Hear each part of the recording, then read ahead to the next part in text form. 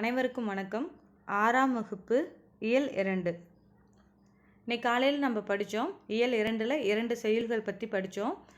சிலப்பதிகாரத்தை எழுதியவர் இளங்கோவடிகள், காணி நிலம் எழுதியவர் பாரதியார். இந்த 2 செயல்களுக்கு ஷார்ட்கட் ஞாபகம் வச்சு நம்ம படித்தோம். அது இப்போது 20 கேள்வி பதில்களாக நம்ம உரையாடும் பொழுது எந்த அளவுக்கு பயனுடையதாக இருக்க போகுதுங்கிறத பார்க்கலாம். முதல் கேள்வி, சிலப்பதிகாரம் எழுதியவர்.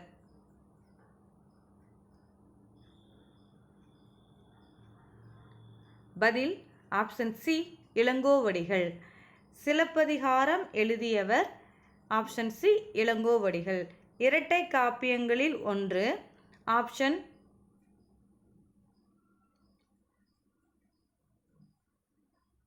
ஷார்ட்கட் உங்களுக்கு ஞாபகம் இருக்கா? இரட்டை காப்பியங்களில் ஒன்று 1 2 3, அதில் 2 அப்படிங்கிறது இரட்டை காப்பியங்களில் ஒன்று. எதை குறிக்கிறது? Option B, Silappatikaram. இன்னொன்று சொல்லியிருந்தோம், 2ங்கிறது காலத்தையும் குறிக்கும். இளங்கோவடிகளுடைய காலம் 2 அப்படின்னு படித்தோம் நாம். இப்போ 3வது கேள்வி, தமிழின் முதல் காப்பியம் எது?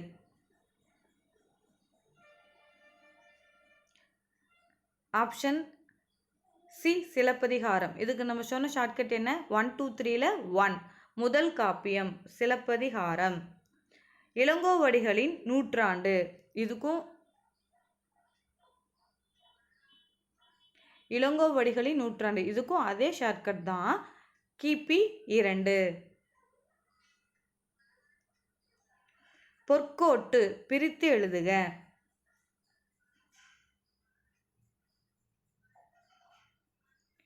ஆப்ஷன் ஏ, பொன் கூட்டல் கோட்டு.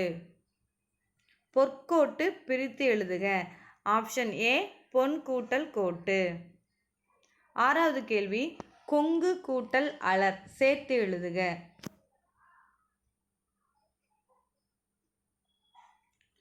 கொங்கு கூட்டல் அலர் சேர்த்து எழுதுக. பதில் என்னன்னா ஆப்ஷன் சி, கொங்கலர். 7வது கேள்வி, வெண்குடை பிரித்து எழுதுக.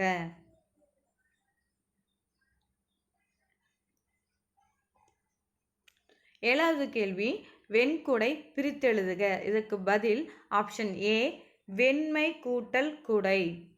வெண்குடை பிரித்தெழுதுக. இதற்கான பதில் ஆப்ஷன் ஏ, வெண்மை கூட்டல் குடை. 8வது கேள்வி, கதிரவனின் மற்றொரு பெயர்.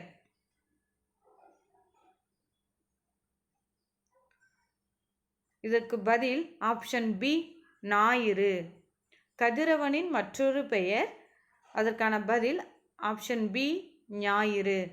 திங்களின் மற்றொரு பெயர்.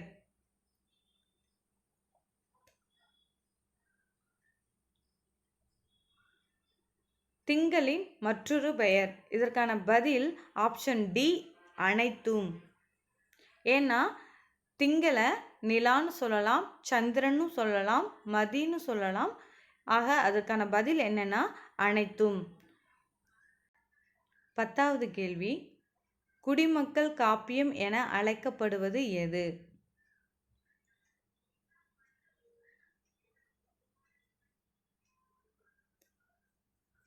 பதில் ஆப்ஷன் டி, சிலப்பதிகாரம்.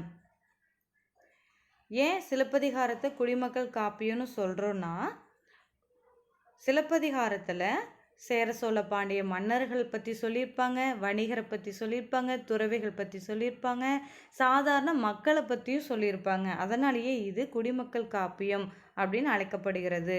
அடுத்ததாக 11வது கேள்வி, காணி நிலம் எழுதியவர்.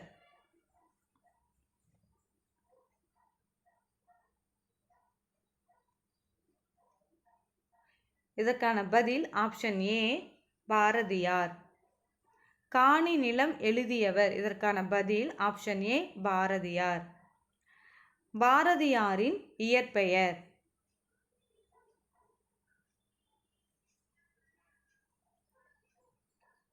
உங்களுக்கு ஞாபகம் இருக்கா? அந்த ஷார்ட்கட்டில் சூப்பராக இருந்துச்சு. சூப்பரா, சுப்பிரமணியன். Option B, Subramanian. பாரதியாரின் இயற்பெயர் சுப்பிரமணியன்.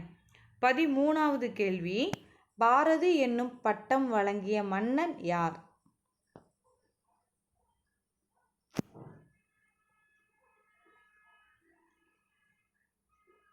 நான் சொன்ன ஷார்ட்கட் உங்களுக்கு ஞாபகம் வந்துச்சா?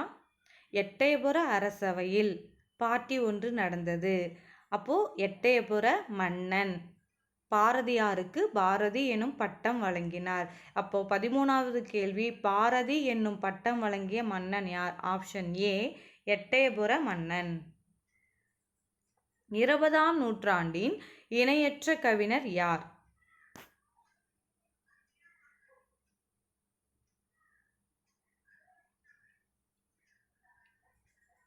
அந்த ஷார்ட்கட் நீங்கள் ஞாபகம் வச்சுருந்தா உங்களுக்கு இதுக்கான பதில் ஈஸியாக தெரிஞ்சிருக்கும். இருவரும் இணையற்ற கவிஞர்கள் என பாராட்டப்பட்டார்கள். அந்த இருவரையுமே இயக்கியது யார்னா பாரதியார் தான். 20ஆம் நூற்றாண்டின் இணையற்ற கவிஞர் யார்? இதற்கான பதில் ஆப்ஷன் பி, பாரதியார். கிணறு என்பதன் பொருள்?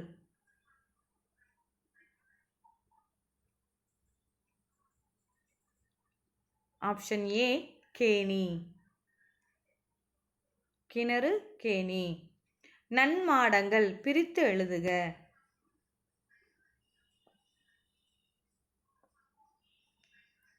இதற்கான பதில் ஆப்ஷன் சி, நன்மை கூட்டல் மாடங்கள். நன்மாடங்கள் பிரித்தெழுதுக. இதற்கான பதில் ஆப்ஷன் சி, நன்மை கூட்டல் மாடங்கள். 17வது கேள்வி, முத்து கூட்டல் சுடர் சேர்த்து எழுதுக.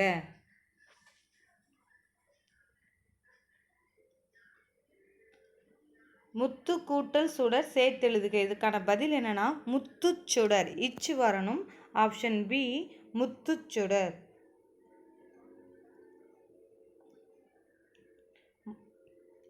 மாடங்கள் பொருள் கூறுக. இதற்கான பதில்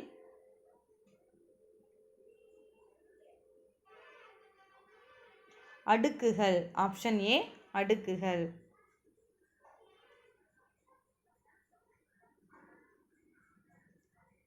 நிலா கூட்டல் ஒளி சேர்த்தெழுதுக.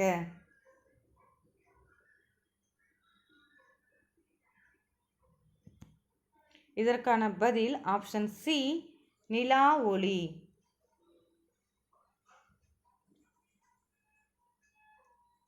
20வது கேள்வி, கத்துங்குயிலோசை என பாடியவர்?